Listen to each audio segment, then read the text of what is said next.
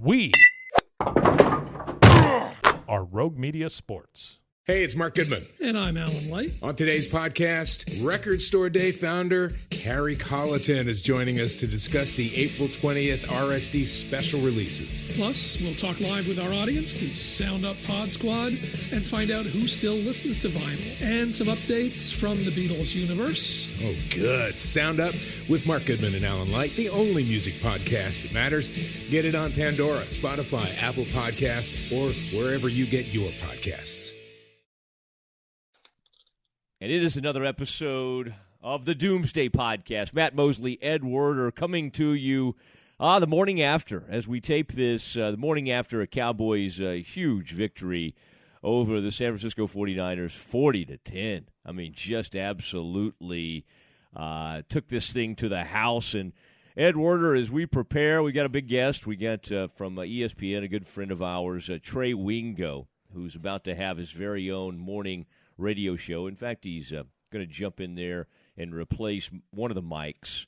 I think it's Greenberg, Greeny as we call him, and Trey Wingo will just take off. But Greeny's being well taken care of. You think so? Transition. It sounds like to me.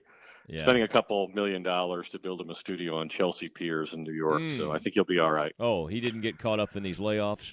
Okay. I was wondering about Wingo myself, but when you said he was going to radio. You don't think that's the best and we're bringing him to podcasting, so I mean his star rating just continues to decline. No, I think podcasting, I think that's where it is right now. And I know you do. You're seeing invested in that endeavor. Everybody crowding to that to this endeavor, as you call it. All right, it was a big moment for the Cowboys. This seemed like a do or die. This is about as close to a must-win game as you will find with a team that's sitting there at 2-3.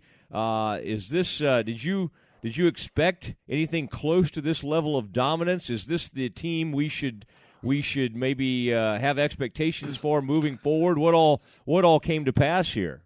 Well, I think we got a chance to see, the Cowboys at their best yesterday. Dak Prescott threw for 3 touchdowns and ran for a touchdown. Zeke Elliott had probably the best game of his young NFL career with 219 total yards and 3 touchdowns. So you saw 2 young skill position players sort of performing at the height of their powers at a time when the Cowboys were fortunate to be playing out of their bye week, one of the league's 2 winless teams. And not only was their opponent a winless team, but they were an opponent making a quarterback change, providing a rookie quarterback his very first NFL start.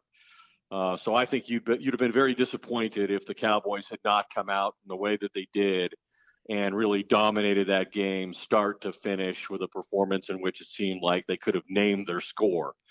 40 points, the most in the NFL this week, and the 501 yards that they compiled are the most the Cowboys have ever had in the Prescott-Elliott era. So it was a big win. I think the Cowboys recognize that their biggest test remains still in front of them with the upcoming opponents that they have the next 4 weeks. But, yeah, this was a game they had to win, and they won it decisively. All right, a large guest coming up, and the excitement continues. Cowboys 3-3, and the Doomsday podcast rolls on. But first, let me talk about Harry's Razors. And I've been with Harry's a long time, and I love, by the way, that ergonomic, the orange handle. I'm loving my Harry's Razors, my new ones that came in, and loving, by the way, the shaving cream or shaving gel. And by the way, Harry's is so confident you're going to love their blades. They'll give you their trial shave set for free when you sign up at harrys.com/Doomsday. It's Doomsday. Doomsday. Harry's is all about great shave at a fair price, which is why over 3 million guys have switched to Harry's. And now here's one of the reasons I love it. I have sensitive skin.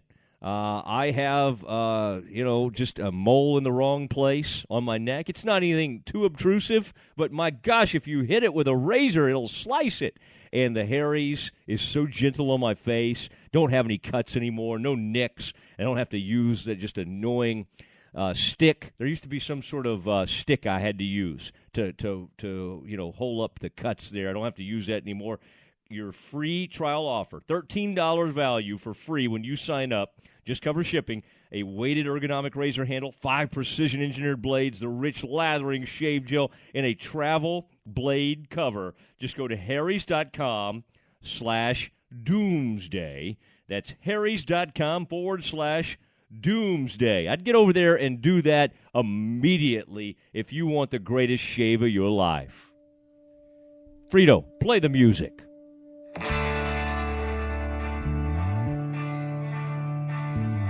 And there it is, the Doomsday theme song, the Doomsday podcast theme song. So happy to have Ronnie Foss doing that, and happy right now, and Ed Werder standing by. We have it's a big get for us. We've tried to get this guy for many weeks, and though he said he would come on, he was always over at Wimbledon or involved in the U.S. Open tennis. His name is Trey Wingo. He and I went to college. We didn't go together, but we did go to the same school. And Trey, I want to welcome you to the podcast, and I also want to thank you as we do this for being such a huge supporter of the Doomsday podcast and getting us off to a great start with a lot of the tweeting that you do and the support. I don't even know if you realize how much that helps Doomsday, and that's what's caused a lot of folks to want to partner with us. So thank you, and welcome to your first appearance on the Doomsday podcast. Do you think we've had to beg him more to be a guest on the show or more to promote our show through Twitter? A little bit Do of I both. get to speak ever in this thing? Or are you just going to keep talking? I mean, you are accustomed to that, aren't you? That's why you're a host. Matt, that was like the longest intro in the history of the world. Well, that's the great thing about podcasts. There are no time constraints here on the Doomsday podcast. No. Apparently, you've never seen any of the leads Boomer had when he threw to me at games back in the day. Yes, what? Some spread. No, Trey, this is a big moment. This is a big moment for us, and a big moment for the Cowboys, I might add. Yesterday, 40-10, kind of a must-win. For people that don't understand, Trey did go to college. He got back quickly to the Northeast when he had that, but he went to college in Texas, and at some point along the way, maybe even earlier in his life, was a pretty big Cowboys fan. So I don't know, that fandom may have slipped a little bit, but you still follow them very closely, Trey. I think that's fair to say. And when you looked at that game yesterday, did we think that was just, hey, it's San Francisco, that's a winless team, or did we catch a glimpse of what this Cowboys team could be in an NFC that really seems to be up for grabs? I don't know if anybody's just going to completely run away with this thing. Well, to answer parts of that 7,000 word question. God, is this going to be some critique? Sucks when you're not the host, doesn't it, Trey? No, it's just then in the dawn of time, back when Bumbright bought the team from. No, I'm trying to provide some along, and then in context. 1846, when the Santa Ana Express was formed. This was a bad idea. Let me rephrase Matt's question. No, this was a bad idea, What we saw Ed. yesterday in 40-10, was that more how good the Cowboys are or how bad the 49ers are? See, Ed, you, my friend, nailed it. Thanks, Matt, for that, and thank you, Ed, for clarifying. I think it's a little bit of both. Look, obviously, that was the Zeke that everybody thought we'd see all season long with the way he just tore through that 49ers team. It certainly helped the Cowboys defense that you have a rookie quarterback making his first ever start in C.J. Beathard, the grandson of the great builder of teams, Bobby Beathard. But look, that's the Cowboys at their best, and that's the 49ers at their worst, okay? There's a reason they haven't won a game. The only thing that you take away that's really positive for the Cowboys is the fact that the Niners had this ridiculous streak going of losing 5 straight games by 3 points or less. That had never happened in the history of the NFL, that a team had lost 5 straight games by 3 points or less, and that was blown out the doors pretty quickly. So, look, you take away from that game that a team that we think is a good team did what you should do to a winless team. They ran them out of the stadium.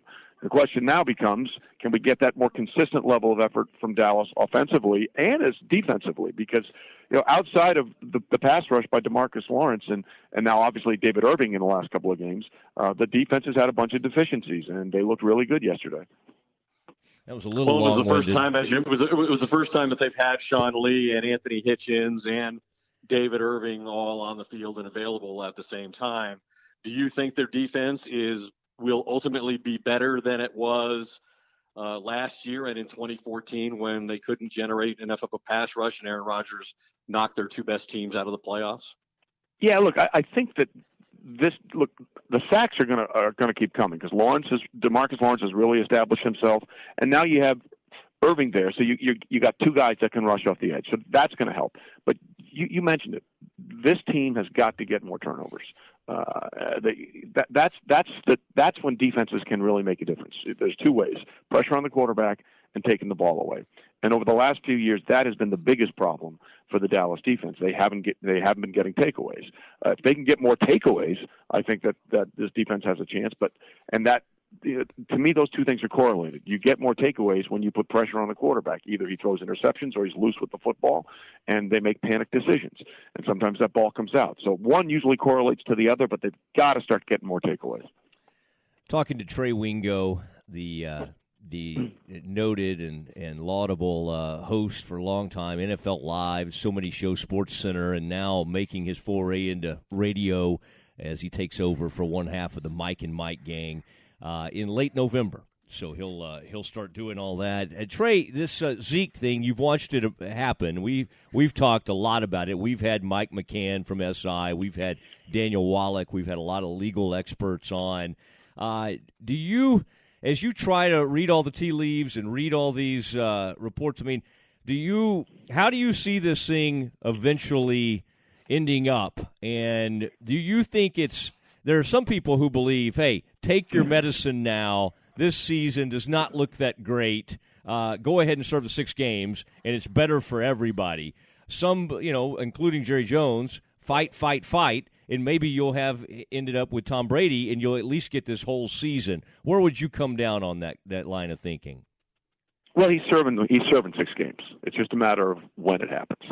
And they may do a great job of delaying it, like Brady and the Patriots were able to do for a whole year. But this is not going to be punishment denied. It's going to be punishment delayed or punishment deferred.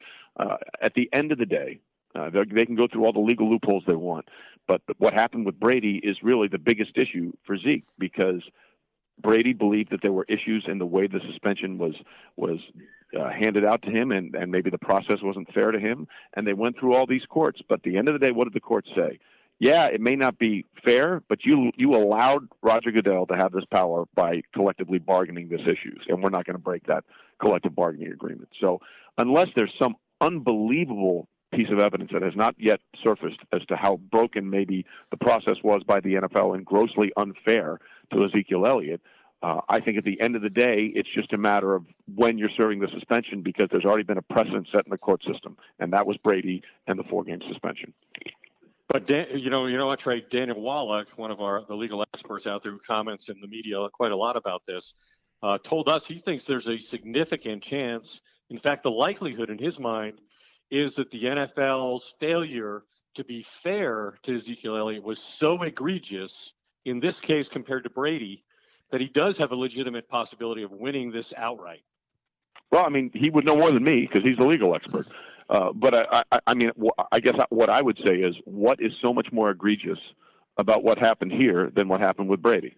He cites the fact that the lone complainant against him, the lone witness against him, is Tiffany Thompson, and that the player, the union, and their legal team did not have the opportunity to depose her and confront her about her allegations in the same way that Brady was allowed to confront his accusers, which was the entire league. Right, and that may be something that holds up, or it may be something very similar to the idea that what happened with Brady was, look, at the end of the day, they never really proved whether or not there was any deflation of the footballs in any way, shape, or form. So it was about the process. It became about whether or not he had the power to do this, as opposed to things that in the process you didn't like. And I mean, look, again, I'm not in any way saying I know more about the law than Daniel Wallach. All I'm saying is the precedent that's been set has nothing to do with the fairness of the process by the commissioner and the Brady situation. At the end of the day, it was, yeah, maybe, but you gave him the power to do this. Let me ask you this question, and then I'll defer to Matt. Well, be careful, because when you defer to Matt, it'll be a 30-minute question. So be careful. Get a good one in, Ed. I'm trying to help you here. I think that the Cowboys season ends the minute Zeke starts serving a 6-game suspension. Do you think that's the case, or do you think they're good enough to withstand losing him for 6 games should it happen this season or even the beginning of next year? Well, look, I think that this team has good running backs outside of Ezekiel Elliott. But there's a difference between having good running backs and having an elite running back. I mean, that little screen pass that he took to the house yesterday, is Alfred Morris doing that? Is Rod Smith doing that? I'm not so sure. Is Darren McFadden doing that? The question becomes, when you see what the Cowboys' offensive line can do when they're playing like they were last year. Okay, here's a 4-yard play that Zeke turned into an 8-yard play, or a 5-yard run that Zeke turned into a 15-yard run.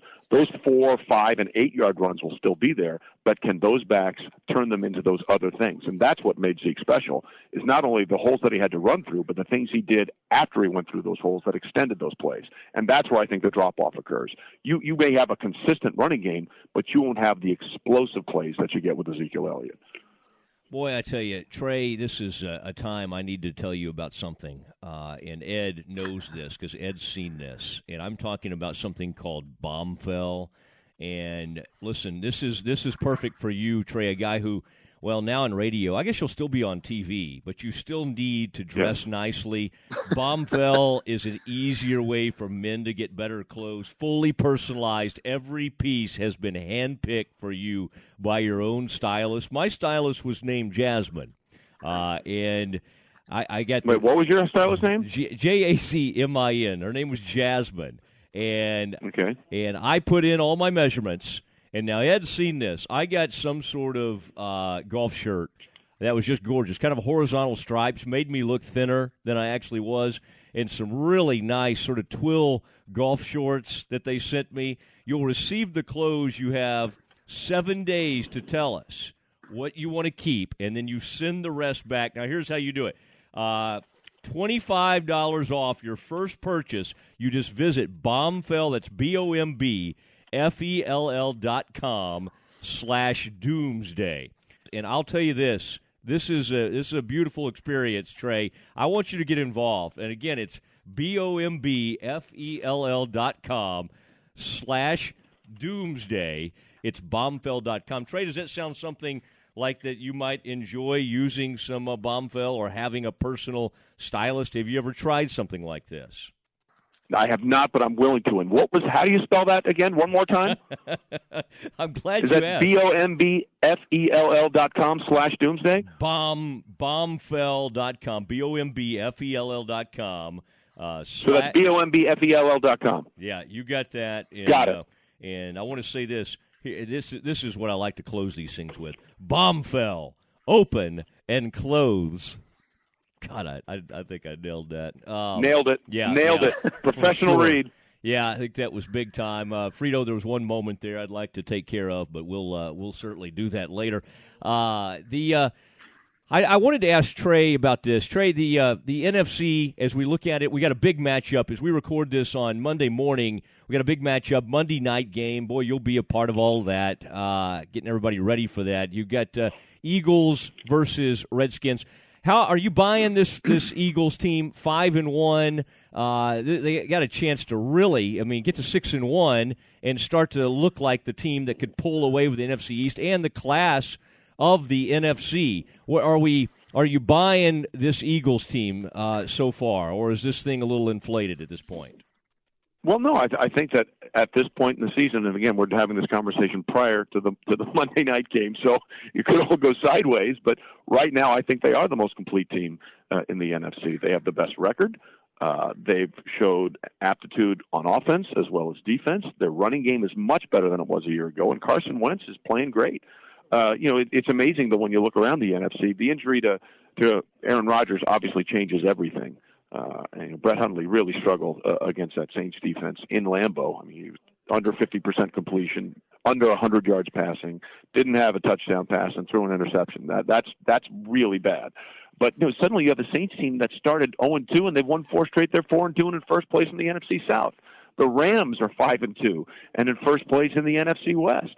And the Vikings, with all kinds of issues at quarterback, are 5-2 and in first place in the NFC North. Now, I think that Philadelphia is the most complete team of all those teams I just mentioned, but the Minnesota thing is really interesting because Case Keenum has played very well for them, and Adam Thielen has been unbelievably consistent. Now, Stephon Diggs is a little nicked up, but he's their go-to wide receiver, and they've found a running game without Dalvin Cook with McKinnon and Latavius Murray. So, and their defense is spectacular.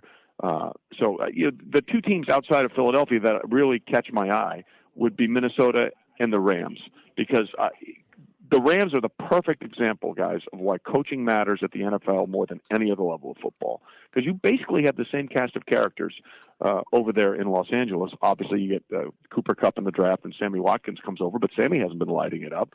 It's Sean McVay getting the best out of Jared Goff. When Jared Goff looked like a reject last year, he gets a new offensive coordinator who was really his head coach, a new fresh start with a guy who's a brilliant mind, and look what we're seeing. And let's not forget who the defensive coordinator is for the Rams now, and that's Wade Phillips, maybe the best in the business there.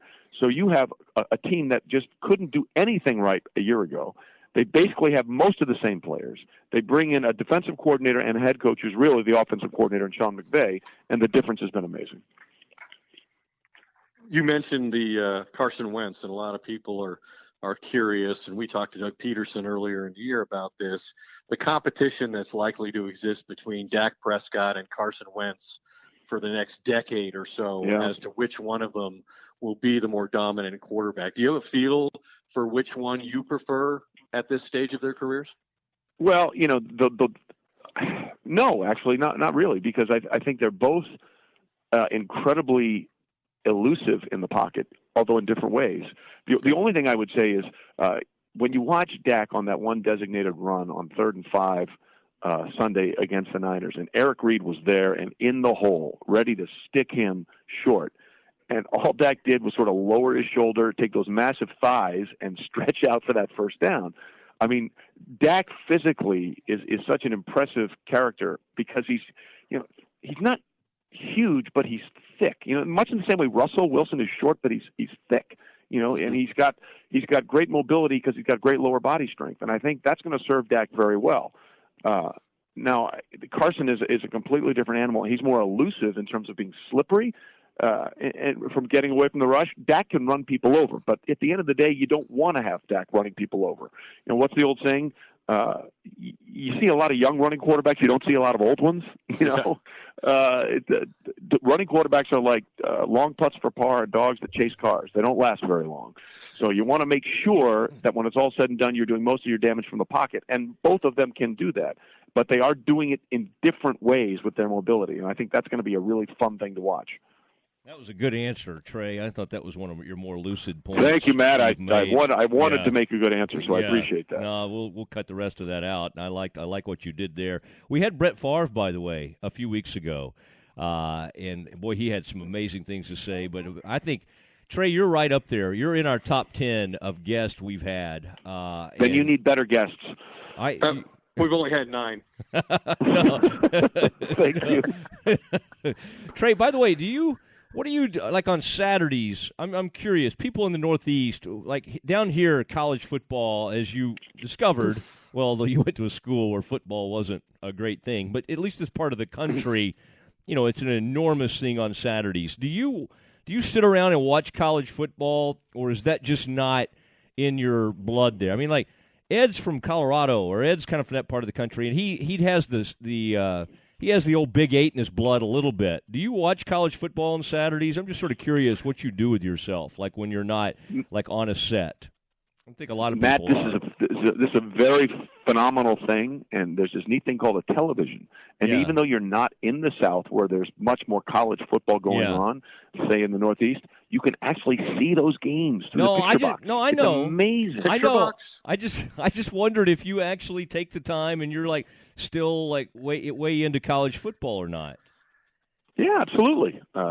I watched a bunch of the games. Of course, we also had the ALCS going on Saturday, so my remote was getting a workout between the Stros and the Yankees and Notre Dame and USC and the Michigan-Penn State game and everything else that was going on Saturday. It was a lot of fun. Okay. Well, I have a method to my madness. I just feel like the Mike and Mike show. What is the method? Please explain, because I've got the madness part down. They've got madness is evident. The madness is evident. I mean, they've had a great run, but I think that's one thing. There's several things you can bring. You're funny. I mean, you've got that going for you. And I think the show could use, I think it's been very, very NFL-centric, and you're certainly going to bring that. But I don't want you to leave out, I think the college football is one thing, and you're seeing it. And we heard something from your old pal, Brent Musburger. I don't know if y'all are pals. I assume you like Brent. But Brent saw something remarkable happen in Vegas last weekend. Not this past one, but the weekend before. More money at where he works at the sports book came in on college football than the NFL. It was like the first time in like 25 years that's happened. And so I just want to make sure as you get ready to start this sort of new phase of your career in life, I want you to come strong with the college football. And then also, I'm here for you if you need me in that regard. Well, Matt, let me just say thank you. And I appreciate you being there for me. And I promise that I will come strong with the college football. Yeah. Okay. What are you doing the rest of the day? Working, doing a TV show, NFL Primetime. Oh, okay. Is that the picture box thing you were talking about earlier? That exactly. It's in color sometimes. Oh. I feel like Mike and Mike could certainly use, or whatever. What are y'all going to call this? Remind me. It's going to be called. Listen, that's a really interesting question because they hired this marketing team and they came up with 100 different names and they settled on Golick and Wingo. So, we could have done that on our own, you know. I mean, his name to go in front of yours. Alphabetical, I don't care. That's the first it's just very funny that we hired this marketing team. Like Did all those things. We've come up with the best one, Golick and Wingo. I was like, really, guys? Really? Wingo and Company, Wingo and others. Well, I was going to go with Wingolick because that incorporates both of our names, Wingolick. You must have had too much. You must have been charging too much of a fee. Yeah, marketing people shot that one down pretty quickly, apparently. It was Trey, by the way, Ed, that came up many years ago when I became the first ever full-time blogger at ESPN.com. Kind of an ill-fated job. It was Trey, I believe, who hatched the name Hashmarks, and that became I mean, a runaway hit, at least until a year in when they pulled it. That's so good that I went out and got a consultant for his own show. But think about this, what you just said, Matt. When was that? Was that 2006, 2007? Yeah, when you were here 2007, yeah. Okay, and think about how crazy things have changed. In 2007, your job was to be the lone blogger for all 32 teams in the NFL. And now we have like 400 people blogging the NFL for us. I mean, just think about how quickly things have changed. It's unbelievable. It is. And the worst thing for me is that when they hired me, that Florio thing had just taken off, and he seemed to have a pretty good handle on how to account for the 32 teams, and that was sort of what I was being measured against. But anyway, here we are. I've been laid off by ESPN 2 or 3 times, and we've lived to see another day. Trey, thank you, buddy. Is there anything else you wanted to add? Is there anything else I didn't ask about that you wanted to share? Like, do you want to comment on the Jamel Hill situation? No, I'm good there, but I appreciate you bringing that up. Okay, that's good. All right, Trey, I appreciate that, Wingo. This is one of the few appearances that I've made with Trey where he wasn't calling my phone to make it go off in the middle. I just want you to know, we're doing this in the pod, and we had your phone up. We really were debating whether or not we were going to call it. So that did actually come across. Just so you're aware. All right, just so you're aware. He asked me a question on NFL Live, and then while I was on camera, he knew I was expecting calls, so I didn't turn off, the ringer. And so Trey would call me in the middle of the night answering his question on live television and make my phone ring while I was in my hand underneath the desk, and I'd have to glance down to see, hey, is that Gary Kubiak? Is that who? Who might it was just me. It was just me. Honestly, that was some of the most fun I've had in the 15 years of doing this show. Well, you'll have to find another way to have your fun now, won't you? We'll figure it out. We'll get somebody. It won't be the same. Yeah, exactly. All right, Trey, thanks for doing this. We appreciate you, and we this will be I want you to tweet this out to all your friends out there and your followers. I think you're well over 1 million followers now, and we're proud of you for what you've done on Twitter. And this will be out, I don't know, about noon Dallas time, 1 o'clock Eastern. So thank you very much. We appreciate everything you've done, Trey, to support Doomsday. Thanks, Trey. I appreciate it, buddy. Hey, anything for you guys. Always fun. Thanks, right. Trey. There he was, Trey Wingo. And there's Ed Werder continuing to talk over me. And there he was, Trey Wingo, calling from Bristol, where he's getting ready for some big-time Monday Night Football, NFL Live, whatever that show is he does up there. And we've all been friends for a long time, and so fun to have Trey on. He's been a big believer and supporter of Doomsday from the start. Ed, we'd be remiss if we did not talk about the performance of the Cowboys' defense. This is a much maligned defense. I think we saw an immediate difference, and I think we'll find out, of course, with that Washington game coming up. They got some tougher opponents, and so we'll know what Sean Lee meant to this defense. We know he's a great player. We don't know if he's like 40-10 different. Part of that was playing an inexperienced, a rookie quarterback is Beathard? C.J. Beathard was a third-round pick. They traded up to get him in the third round. So anyway, Beathard had looked okay in a relief effort against the Redskins. Boy, he struggled against the Cowboys, and the rush got to him.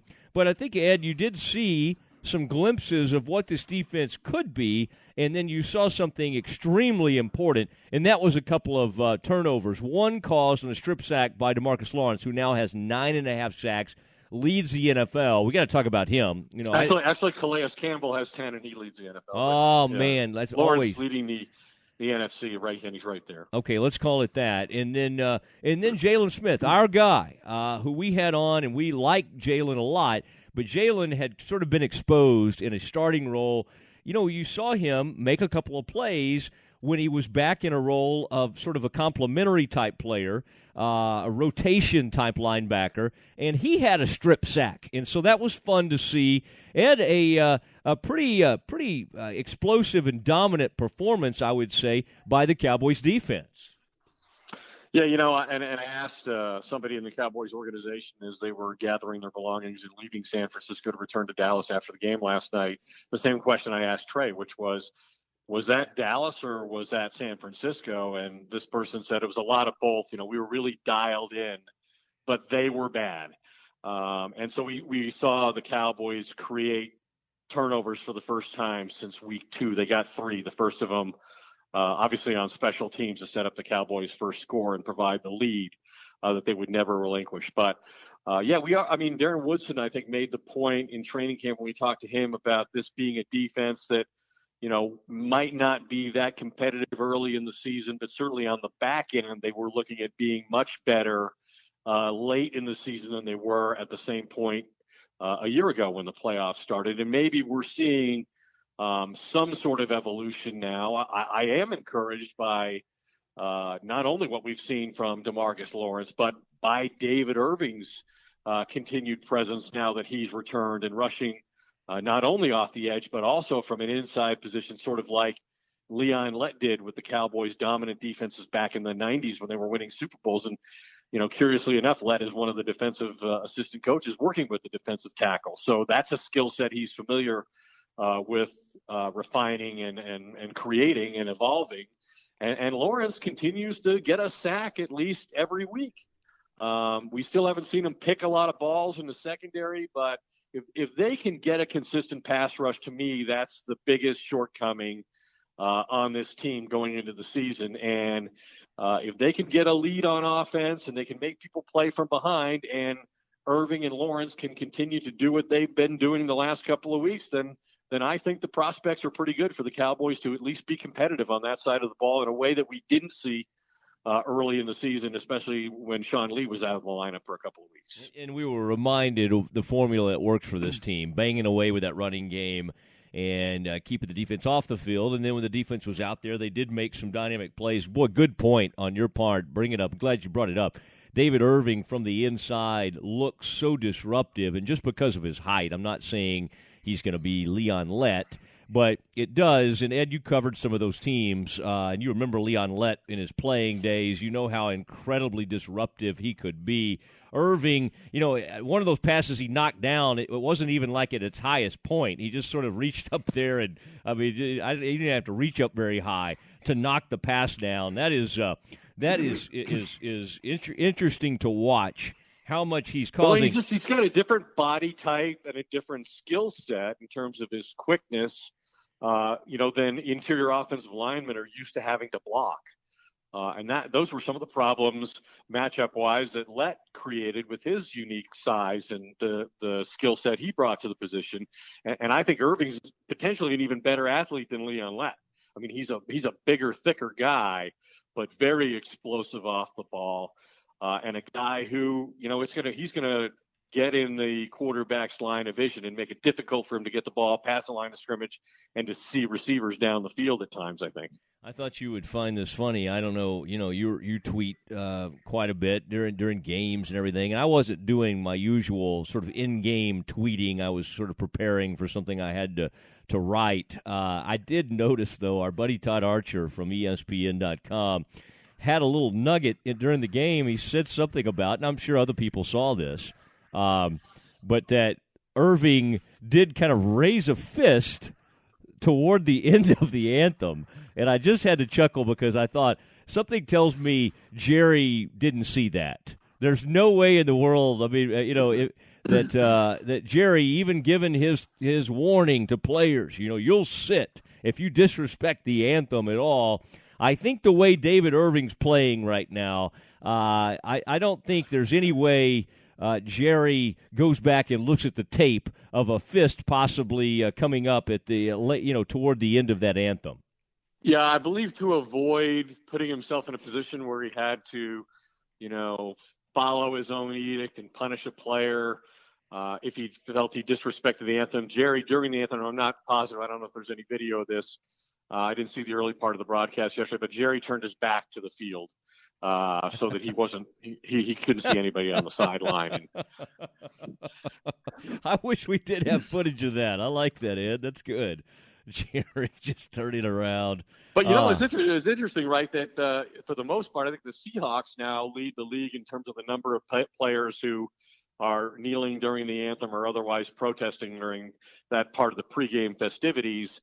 But it was interesting yesterday that the game pitted Jerry, who obviously didn't get his way with the league's owners in terms of, mandating that players stand. And so he was sort of seen as an outlier in all of this. And they were matched up against the team that began the whole anthem demonstration with Colin Kaepernick. And Jerry felt strongly, as so do some other owners, that Jed York's largely responsible for a situation that's gotten out of control because he not only allowed Colin Kaepernick to do what he did without retribution, but then in his public comments afterwards has continued to sanction players' rights to free speech and demonstration in the way that they did, even though, as Jerry said, he thinks it's detrimental to the business of the NFL. Yeah, that was interesting, the owner matchup, and I wonder if I'm sure they, cross paths, but all the owners usually do if anything like that came up. Ed, folks don't get to see you as much on TV, sadly, anymore, but, boy, they hear you on Doomsday. They hear you on that Westwood One. And at some point, when I get these razors in your hand, these Harry's razors, I want you to see, I want you to put out a picture of that goatee and how nice it looks once you kind of shape that thing up. I've been using Harry's, and I'm a guy who gets a lot of cuts. I really do. I've tried every razor, and I'll say this, the Harry's razor, I have not had a nick since I've started using Harry's. Is so confident, by the way, you're going to love their blades. They'll give you the trial shave set for free when you sign up at harrys.com/doomsday. You just pay for shipping. Harry's is all about a great shave at a fair price, and it's why over 3 million guys have switched to Harry's. Claim your free trial offer from Harry's today $13 value for free when you sign up. You just cover shipping. It's a weighted ergonomic razor handle, Ed, 5 precision-engineered blades, a lubricating strip and trimmer blade, rich lathering shave gel, and a travel blade cover. Now, I will say this. I was a little wary of the when I saw the shave. I said, is this going to foam up like I like it? Is this – I mean, I know the razors because I've used the razors for a few years now. I know the razors work. What's this lathering gel like? And, Ed, the stuff just lathers up on your face, gives you a really nice shave. And you've done this. You've gone into grooming shops before or whatever you call these places, and you've gotten yourself a gel or shaving cream that just kind of goes into your skin, and there's nothing left to shave. And I'll just say this, Ed, the Harry's that comes with the free trial offer is big time. So I look forward to getting these in your hands. You keep saying that, but I don't see any result. But I am reassured to know I don't have to worry anymore whether you're going to be doing these shows from the emergency room because of a bad shave. I'm glad to know that you don't need plasma on hand when you step in front of the mirror to shave anymore with these Harry's razors. I've had some really bad episodes in there. Get your free trial all set. bleeding stops eventually. All bleeding stops eventually. That's right. Let's stop the bleeding on this Doomsday. Harrys.com /Doomsday. Do it right now. That's Harrys.com /Doomsday. That's DOOMSDAY. And Ed, one last point I wanted to make. We got as we sit here talking about this, we got that game tonight. Wanted to get your thoughts on that. This is a big one. This big division matchup, Redskins and Eagles. The Cowboys have had some success in the past when they don't play, when they're just sitting back waiting for things to happen. I just have a strong sense, and maybe it's just a stomach ache. I don't know. But it is I feel like the Redskins are going to get this thing done tonight, and certainly that would make things even more interesting. It would put the Eagles at 5-2, improve the Redskins to 4-2, and there the Cowboys are sitting there at 3-3, getting ready to face the Redskins. How do you assess this division right now?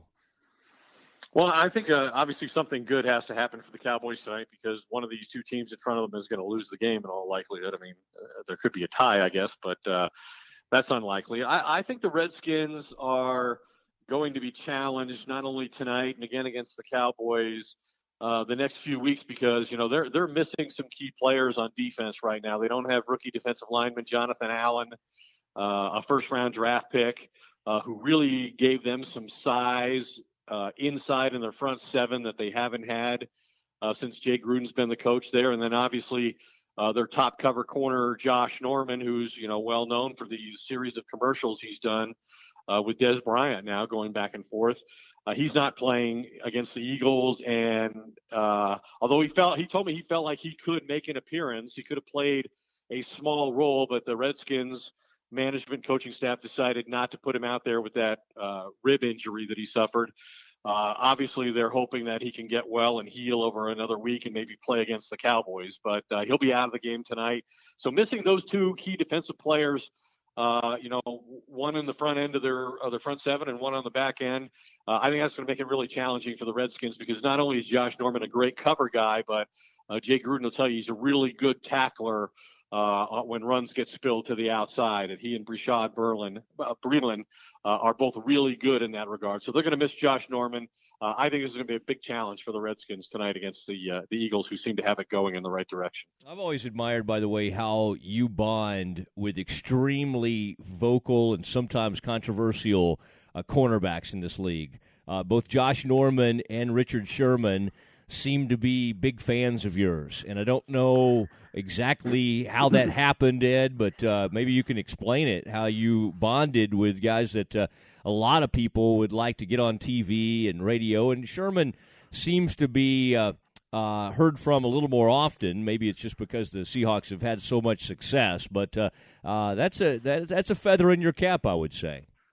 I've always enjoyed talking to those two guys. After games, and obviously the fact that I was holding an ESPN microphone made me more attractive to them than I otherwise might be, because it doesn't appear that we share a lot of other, character and personality traits. But yeah, they're fun guys to talk to. They're both guys who listen to the question. They give an honest answer, which in those situations is quite uncommon. And I just think they're guys that have been in situations where they've been involved in different controversies, and I've covered those, and they've felt like I covered them fairly. And so I think that's created the relationship and the access and so forth. And I'm proud of that. I mean, to me, that's what it's all about as a journalist is for people you cover to feel like you treated them fairly and were objective and honest in how you dealt with them. And I think that's what happened here. I like both these guys and have access to them, and I generally think they tell me the truth. Okay. I would just argue with you that you do share a lot more with them than you would think, because you are all volatile personalities. We speak our minds, all of us. Ed, as we say good night or say good afternoon to all our fine listeners on the Doomsday podcast, it's really interesting, this whole Zeke Elliott thing. There's battles each week off the court. He was not off the field, in court. He was not allowed into the facility last Tuesday. Then he's back in the facility. I thought what we saw from Zeke Elliott against San Francisco was finally a guy, and we've seen glimpses of this, especially in the fourth quarter against Green Bay, but a guy who just for whatever reason, any sort of hang-ups or whatever baggage he was carrying from off the field, I thought he, for the first time, maybe really channeled that throughout the game. And then you saw we talk about the rare qualities of certain players.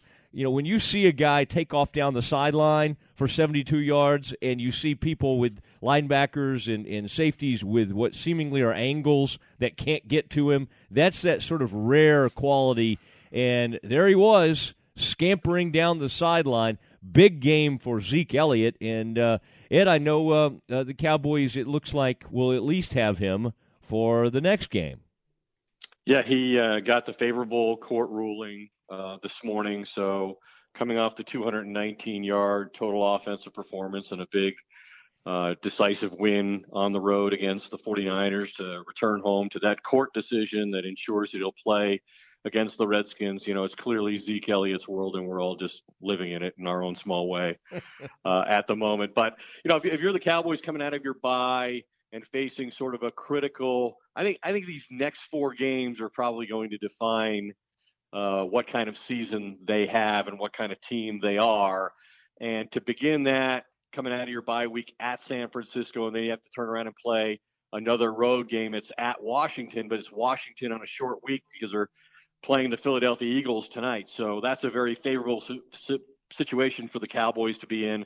They play Washington, Kansas City, Atlanta, which is struggling right now for an offensive identity, and then the Eagles, who are better than anybody expected. So I think those four games will really be significant in determining the outcome of this season for the Cowboys. Yeah, I agree. And there's something at play. And one thing I do want to mention, and I'd be remiss if I didn't mention, first of all, both our legal scholars that come on this, our legal expert, sports law, Michael McCann does such a great job for the years. People recognize his name with Sports Illustrated, sort of a new up-and-comer. Daniel's been around a little while, but he's sort of his name starting to permeate throughout the NFL, Daniel Wallach.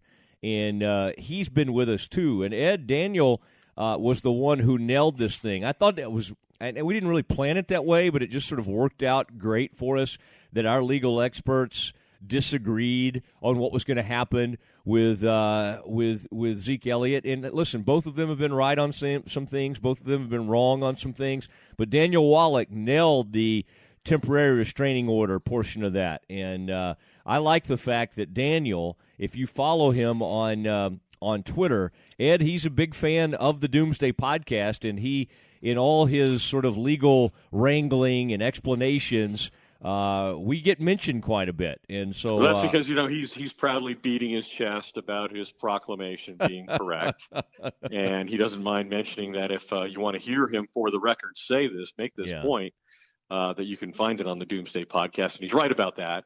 I found Daniel to be a very bright guy who apparently doesn't ever say no. He's always available to any media outlet that will have him. We're proud to be one of those. But and the bigger point you're right. He did say that there was a 75% chance in his mind that Zeke would get this TRO and be allowed to continue playing. But the bigger prediction that he made, if you recall, and I'm sure you do because you never forget anything, unless it's PayPal, the bigger point was that he thinks Zeke Elliott, unlike Tom Brady and Adrian Peterson, has the ability to win his case on merit against the NFL. Yeah, I thought that was a huge point. And by the way, check your PayPal. I think you're doing just fine in that regard. And Frito too. Frito seems to have a pep in his step today. He's his PayPal's looking a little better here lately. No, I agree with you. And boy, that's going to be, you talk about a point, and that's what's interesting is you just hear Troy Aikman on the broadcast yesterday makes that point. He's like, hey, this thing's going to come out. He's going to have to serve his 6 games, just like with a Tom Brady. And so there still seems to be, at least in sort of that mainstream, the non-legal scholars sort of think, well, the NFL's going to win this thing eventually, and that may not be the case, and that's something we'll continue to follow. Ed, just tremendous work by you today. I want to thank Trey Wingo for joining us. And Ed, I just say goodbye to everybody. Give them one thought to kind of live on as they head into this new week. In his last 97 pass attempts, Dak Prescott has thrown 9 touchdown passes and won only 1 of the 3 games. Is that a downer? Wow. There it is, folks. That's one to grow on. Good night, everybody.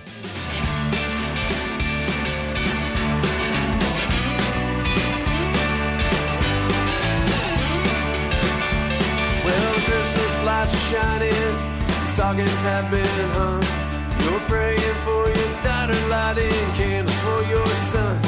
They're living in the city now, you don't see them anymore. This year will not be like the ones before. And the streets are all but empty, the bars have all shut down, and it's hard to find a friend inside this godforsaken town. That emptiness, it feels from your head down to your toes. I'm sorry, baby, that's just the way it goes. Once you were a young girl with lovers by the score, money by the handful, you never wanted more. But they tend to leave you as time has its way, and they leave behind little mouths to feed and raise. And the days go by so slowly when it used to go so fast. Whiskey does not taste as good when you're